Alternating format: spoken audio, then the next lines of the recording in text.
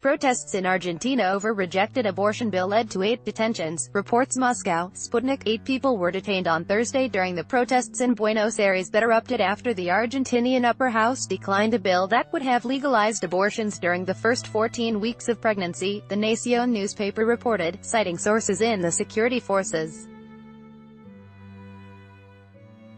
The protests in Buenos Aires erupted several minutes after the session of the upper chamber wrapped up, according to the Nación.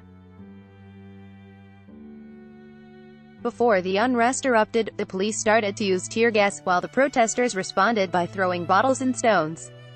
Among the detainees, there are 7 women and 1 man. Earlier in the day, the Argentine Senate rejected the bill despite it being approved by the lower house.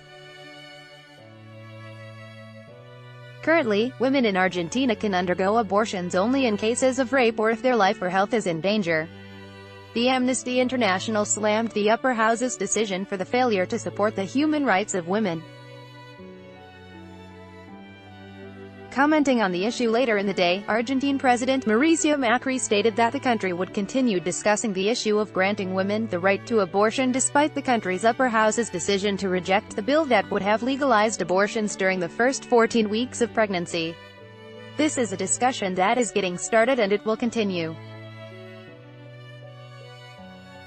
The problem exists and we have to continue our work so that these young women have a right to choose and plan their lives," Macri told journalists as aired by local broadcasters. The president also pointed out the need to continue providing sex education for the youth and help schools hand out contraceptives. At the same time, local Nación newspaper reported, citing Chief of Cabinet of Ministers Marcos Peña, that the Argentine government was not planning to hold a referendum on the legalization of abortions.